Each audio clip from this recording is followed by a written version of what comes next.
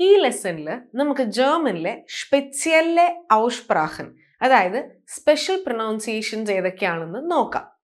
German ലാംഗ്വേജിൽ ചില alphabets നമ്മൾ ഒരുമിച്ച് വെക്കുമ്പോൾ അത് പ്രൊനൗൺസ് ചെയ്യുന്ന രീതിയിൽ കുറച്ച് വ്യത്യാസമുണ്ട്. അപ്പം നമുക്കത് ഏതൊക്കെയാണെന്നൊന്ന് നോക്കാം. ഇവിടെ എന്താണ് കാണുന്നത്? അതെ, കുറച്ച് കുട്ടികൾ കളിക്കുകയാണ്. കളിക്കുക എന്നുള്ളതിന് നമ്മൾ ജർമ്മനിൽ പറയുന്നത് സ്പീലൻ എന്നാണ്. SPIELEN സ്പീലൻ.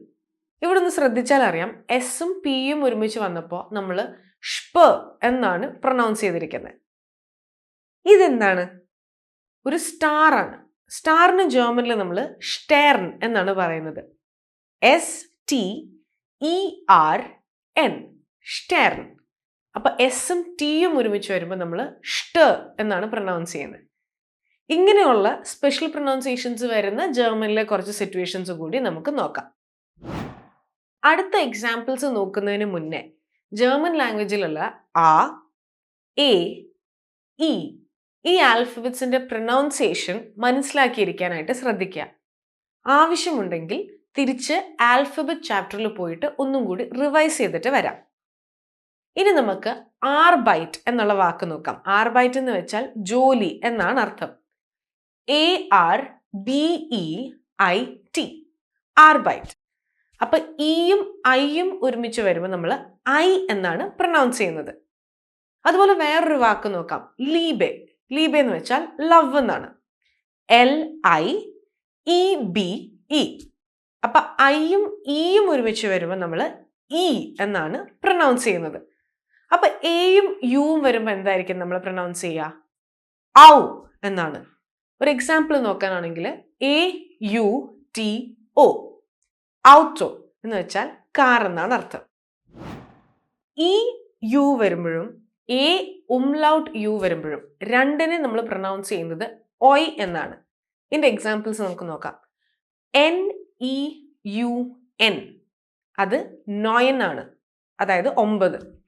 ഇനി എ ഉംലൗട്ട് യുവിന്റെ എക്സാമ്പിൾ നോക്കാനാണെങ്കിൽ ഹോയ്സർ. HA ഉംലൗട്ട് USER ഹോയ്സർ എന്ന് വെച്ചാൽ വീടുകൾ എന്നാണ് അർത്ഥം. ഇനി ഇതെന്താണ്? അതെ, നല്ല ടേസ്റ്റ് ഉള്ള കേക്കാണ്. കേക്കിന് നമ്മൾ ജർമ്മനിൽ പറയുന്നത് കൂഹൻ എന്നാണ്. KUCHEN കൂഹൻ. ഇവിടെ ശ്രദ്ധിച്ചാൽ അറിയാം, സിയും എച്ചും ഒരുമിച്ച് വന്നപ്പോൾ നമ്മൾ അതിന് ഹ എന്നാണ് പ്രൊനൗൺസ് ചെയ്തത്. നമ്മുടെ ത്രോട്ടിന്റെ ബാക്കിൽ നിന്ന് വരുന്ന ഒരു സൗണ്ടാണ് ഹ. ഇനി ഇത് ഒരു സ്കൂളാണ്. സ്കൂളിന് നമ്മൾ ജർമ്മനിൽ പറയുന്നത് ഷൂളെ എന്നാണ്. SCHULE ഷൂളെ. അപ്പോൾ എസും സിയും എച്ചും ഒരുമിച്ച് വരുമ്പോൾ നമ്മൾ ഷ എന്നാണ് പ്രൊനൗൺസ് ചെയ്യുന്നത്. ഇനി നമുക്ക് NATION അതായത് നേഷൻ എന്നുള്ള വാക്കിന്റെ ജർമ്മൻ ആണ്. ഇതെങ്ങനെയായിരിക്കും പ്രൊനൗൺസ് ചെയ്യുക എന്നത് നിങ്ങൾ ട്രൈ ചെയ്ത് നോക്കിക്കേ.